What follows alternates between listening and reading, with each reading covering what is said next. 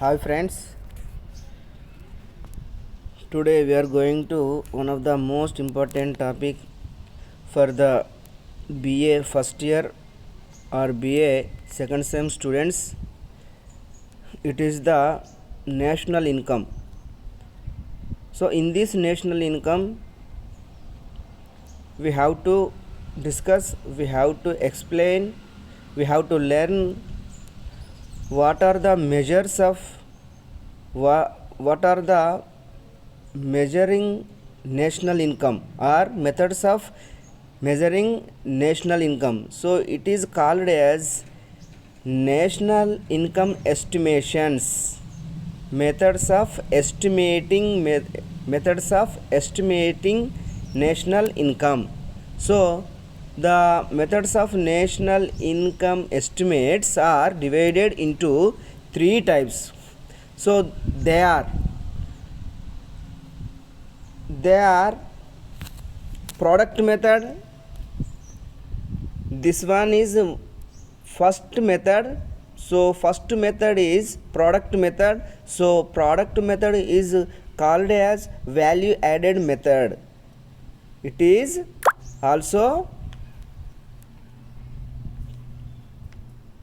also we have to understand as value added method. So second one is income method. So third one is expenditure method. So వీటిని మనము ఏమంటాము అంటే జాతీయ ఆదాయాన్ని అంచనా వేసే పద్ధతులు లేదా భారతదేశంలో జాతీయ ఆదాయాన్ని లెక్కించే పద్ధతులు. సో ఈ జాతీయ ఆదాయాన్ని లెక్కించేటువంటి పద్ధతులను మూడు రకాలుగా తెలుసుకోవడం జరుగుతుంది. సో వాటిని ప్రొడక్ట్ మెథడ్ అంటే దానిని మనము ఉత్పత్తి మదింపు పద్ధతి అని, రెండవది ఇన్కమ్ మెథడ్ అంటే ఆదాయం మదింపు పద్ధతి, థర్డ్ వన్ ఎక్స్పెండిచర్ మెథడ్ అంటే వ్యయాల మదింపు పద్ధతి. సో ఈ మూడు పద్ధతుల ద్వారా ఒక దేశంలో జాతీయ ఆదాయాన్ని లెక్కిస్తాము. అయితే ఈ మూడు పద్ధతులలో లెక్కించినప్పటికీ అంటే ఈ మూడింటిలో ఏ పద్ధతిని పాటించినప్పటికీ, ఏ పద్ధతిని అనుసరించి ఏ మెథడ్ను ఫాలో అయ్యి మన నేషనల్ ఇన్కమ్ని కౌంట్ చేస్తే వచ్చేటువంటి గణాంకాలు మెజర్మెంట్స్ సేమ్ అంటే ఒకే విధమైనటువంటి మెజర్మెంట్స్ వస్తాయి. అంటే పాటిస్తే మనము ఉత్పత్తి మదింపు పద్ధతినైనా పాటించాలి, వ్యయాల మదింపు పద్ధతినైనా పాటించాలి, ఆదాయ మదింపు పద్ధతినైనా పాటించాలి. సో మూడు పద్ధతులలో ఏ పద్ధతిని పాటించి మనము లెక్కించినప్పటికీ జాతీయ ఆదాయాన్ని లెక్కించినప్పటికీ మనకు ఒకే రకమైనటువంటి గణాంకాలు వెలువడుతాయి. సో వీటిలో మొదటి పద్ధతి. సో దీన్ని మనం ఏ విధంగా చెప్పవచ్చు అంటే మొదటి పద్ధతి ఉత్పత్తి మదింపు పద్ధతి. ఓకే, సో ఈ ఉత్పత్తి మదింపు పద్ధతులలో సో ఒక దేశంలోని ఆర్థిక వ్యవస్థని కొన్ని రంగాలుగా విభజించడం జరుగుతుంది. సో ప్రధానంగా ఎన్ని రంగాలు అంటే జనరల్గా మనకు ప్రాథమిక రంగము, అలాగే పారిశ్రామిక రంగం అంటే ద్వితీయ రంగము, తృతీయ రంగంగా ఆర్థిక వ్యవస్థను విభజించడము జరుగుతుంది. సో వీటిని మనం ఏ విధంగా చెప్పవచ్చు అంటే so first method is product method. So it is known as value added method. Okay, so ఇక్కడ వాల్యూ యాడెడ్ మెథడ్లో in this method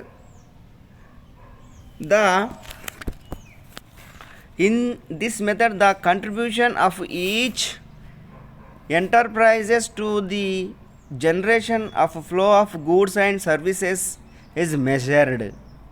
Under this method the economy is divided into different industrial sectors. So చూడండి, అంటే ఆర్థిక వ్యవస్థని మనము వివిధ రకాలుగా పద్ధతులుగా వివిధ రంగాలుగా విభజించడం జరుగుతుంది.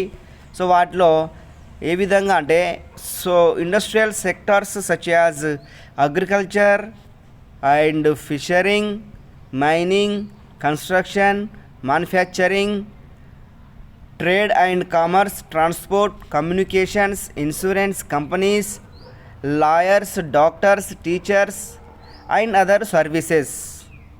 So then the net value added at factor cost by each productive enterprises as well as by each industry or sector is estimated.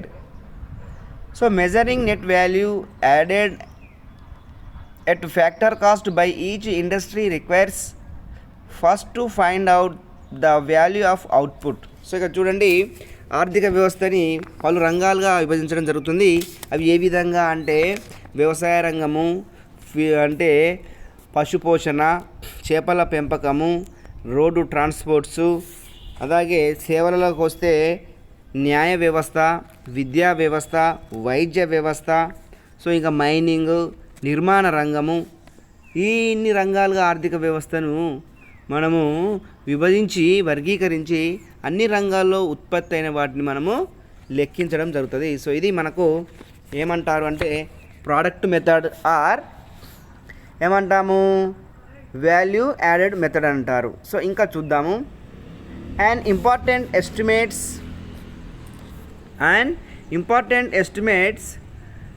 such we have to make in this method is to find out the value of various goods and services produced by enterprises in the domestic territory of a country. అంటే దేశ సరిహద్దులలో వివిధ వ్యాపారస్తులు లేదా ఉద్యమదారుల ద్వారా ఉత్పత్తి అయినటువంటి వివిధ వస్తువులని అలాగే వివిధ సేవలను మనము కనుగొనడం జరుగుతుంది. The quantity of goods and service produced by a particular enterprise multiplied by their market prices is called of output. అంటే వివిధ ఉద్యమదారుల ద్వారా ఉత్పత్తి అయినటువంటి వస్తు విలువలను లేదా వస్తు సేవల విలువలను మార్కెట్ విలువలతోటి అంటే మార్కెట్ ధరలతోటి గుణించినప్పుడు వాటిని మనం ఏమంటారంటే ఉత్పాదితము లేదా అవుట్పుట్ అనడము జరుగుతుంది. So by summing up the value of all producing enterprises in a given industry or sector we can obtain the value of output of the industry or sector. A major part of output of a firm or enterprises is sold in the market and termed as sales. The remaining part of output which is not sold in the accounting year is added to the stock of goods or inventories. So it is product method. So another thing is this method of calculating national income can be used where there exists a census of production of a year. Or once again, this method of calculating national income can be used where there exists a census of production for the year. In many countries, the data of production of only important industries are known.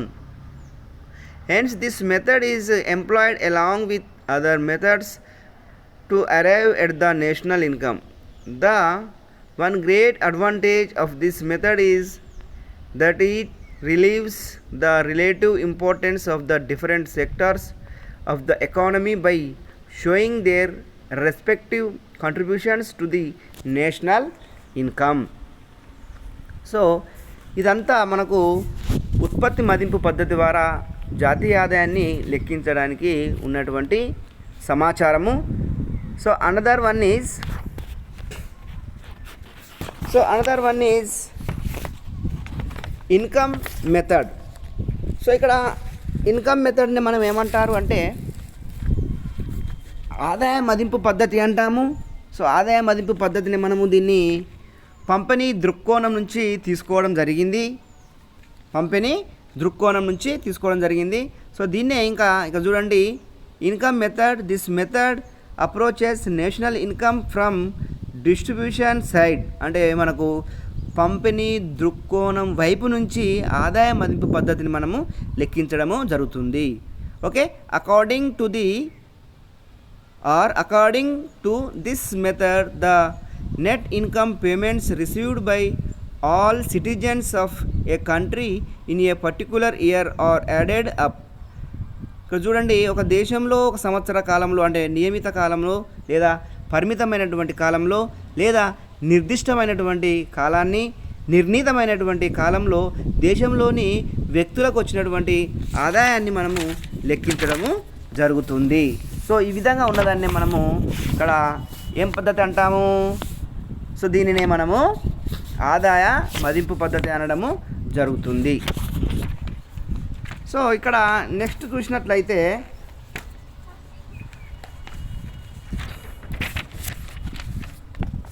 Okay right. So net incomes that occur to all factors of production by way of net rents, net wages, net interest and net profits are all added together, but income received in the form of transfer payments are not included in it. So ఇక్కడ చూడండి, transfer payments అంటే దీన్ని మనం బదిలీ చెల్లింపులు అంటారు. So బదిలీ చెల్లింపులను మనం ఇక్కడ ఏ విధంగా చెప్పవచ్చు అంటే, so what are the transfer payments? So these are likes pensions అంటే old age pensions and unemployment remuneration and so these are mainly physically handicapped pensions. These are called transfer payments. సో ట్రాన్స్ఫర్ పేమెంట్స్ని మనము బదిలీ చెల్లింపులు అని అంటారు. సో ఇక్కడ ఈ బదిలీ చెల్లింపులను అంటే వ్యక్తులకు వచ్చినటువంటి ఈ ఆదాయం అనేది పనులలో పాల్గొనకపోయినప్పటికీ వస్తున్నాయి. అంటే వీళ్ళు ఉత్పత్తి రంగంలో పనిచేయకపోయినప్పటికీ, వారు శ్రమించకపోయినప్పటికీ గవర్నమెంట్ నుంచి పొందేటువంటి లబ్ధిని మనము ఇక్కడ ట్రాన్స్ఫర్ పేమెంట్స్ అని వాటినే మనము బదిలీ చెల్లింపులని అనడము జరుగుతుంది. సో అలా కాకుండా వీటిని ఇంకా ఏ రకంగా చెప్పవచ్చు? So net incomes that occur for all factors of production అంటే ఉత్పత్తి కారకాలకు వచ్చినటువంటి నికర ఆదాయము. సో అవి ఎట్లాంటివి అన్నమాట?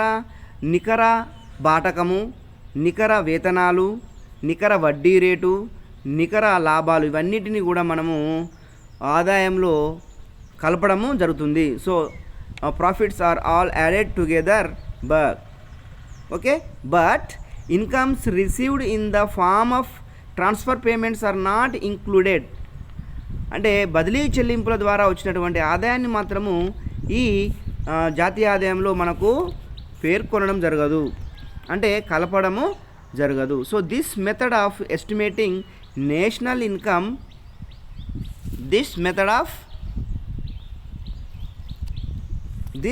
method of national income among distribution or this method of estimating national income has the great advantage of including the distribution of national income among distribution of national income different income groups such as landlords, owners of capital, workers, entrepreneurs. The data pertaining of income are obtained from different sources. For instance, from income tax department in respect of high income groups, and in case of workers from their wage bills. So another one is last method is expenditure method. So expenditure method is it is called as a వ్యయాల మదింపు పద్ధతి. So వ్యయాల మదింపు పద్ధతి అనేది దాన్ని అనుసరించి కూడా మనము జాతీయ ఆదాయాన్ని లెక్కించడము జరుగుతుంది. సో ఇది అనుసరిస్తున్నటువంటి పద్ధతులలో మూడో పద్ధతిగా మనం చెప్తాము. సో ఈ పద్ధతిని అనుసరించినప్పటికీ కూడా మనకు ఒకే రకమైన విలువలు రావడము జరుగుతాయి. ఓకే, ఈ వ్యయాల మదింపు పద్ధతి అంటే వ్యక్తులకు వచ్చినటువంటి ఆదాయము, సంస్థలకు వచ్చినటువంటి ఆదాయము, ఉద్యమదారులు ఇన్వెస్ట్మెంట్ ఎక్స్పెండిచర్, వినియోగదారులు చేసినటువంటి కన్జంప్షన్ ఎక్స్పెండిచర్, వీటన్నింటినీ మనము లెక్కించినట్లయితే వచ్చినటువంటి విలువను మనము దీన్ని ఏమంటారు అంటే వ్యయాల మదింపు పద్ధతి అంటారు. సో ఇక్కడ ఈ వ్యయాల మదింపు పద్ధతిని మనము ఇంకా ఏ విధంగా చెప్పవచ్చు అంటే expenditure method arrives at national income by adding up all expenditures made on goods and services during a year. అంటే ఒక అకాడమిక్ ఇయర్లో ఒక నిర్దిష్టమైనటువంటి కాలంలో, ఒక సంవత్సర కాలంలో, నియమిత కాలంలో వినియోగదారులు, ఉద్యమదారులు వివిధ వినియోగ వస్తువులపైన, సేవలపైన, వస్తు సేవలపైన ఉత్పత్తికి కోసం పెట్టుబడి పెట్టినటువంటి వ్యయాలను మనము ఎక్స్పెండిచర్ అనడం జరుగుతుంది. So income can be spend either on consumer goods or capital goods. So ఇక్కడ క్యాపిటల్ గూడ్స్ అంటే పెట్టుబడి వస్తువులు, కన్జూమ్షన్ గూడ్స్ అంటే వినియోగ వస్తువులపైన పెట్టినటువంటి ఎస్టిమేట్స్ని కేటాయించినటువంటి ఆదాయాన్ని మనము వేల మదింపు పద్ధతి అని అంటాము. So again expenditure can be made by private individuals and householders or by government and business enterprises. So ఈ ఇన్వెస్ట్మెంట్ ఎక్స్పెండిచర్ అనేది వినియోగదారులు అంటే ఉత్పత్తిదారులు చేసినటువంటి పెట్టుబడి, అలాగే గృహ వినియోగదారులు గృహ అవసరాల కోసము కుటుంబ సభ్యులు కేటాయించినటువంటి ఆదాయాన్ని, సో అలాగే ప్రభుత్వం కూడా వివిధ వస్తు సేవలపైన చేసినటువంటి ఖర్చును మనము ఎక్స్పెండిచర్ మెథడ్ కిందనే తీసుకురావడము జరుగుతుంది. So further people of foreign countries spend on the goods and services which A country exports to them. అలాగే ఇతర దేశాలంటే విదేశీ వస్తువులు, విదేశీదారులు కూడా ఈ వస్తువులను ఉత్పత్తి చేయడం కోసము, ఎగుమతి చేయడం కోసము వాటిపైన పెట్టుబడి పెట్టినటువంటి వాటిని కూడా మనము ఎక్స్పెండిచర్ మెథడ్ కిందనే తీసుకోవడం జరుగుతుంది. Similarly people of A country spend on imports of goods and services from other countries. అలాగే ఇతర దేశాల నుంచి మనము దిగుమతి చేసుకున్నటువంటి వస్తువులపైన, వస్తు సేవలపైన ఎలాంటి కేటాయింపులు జరుగుతాయో వాటిని కూడా మనము వ్యయాల మదింపు పద్ధతిగానే తెలుసుకోవడము జరుగుతుంది. So according to this method అంటే దీనికి సంబంధించి ఈ పద్ధతిని అనుసరించి the total expenditure incurred by the society in a particular year is added together and includes personal consumption expenditure. So ఈ పద్ధతిని అనుసరించి మనము వ్యక్తిగత లేదా వ్యవహార అలాగే ఇండివిజువల్ వినియోగ వ్యయమని అనడము జరుగుతుంది. So net domestic investment, government expenditure on goods and services and net foreign investment. This concept is based on the assumption that national income equals national expenditure.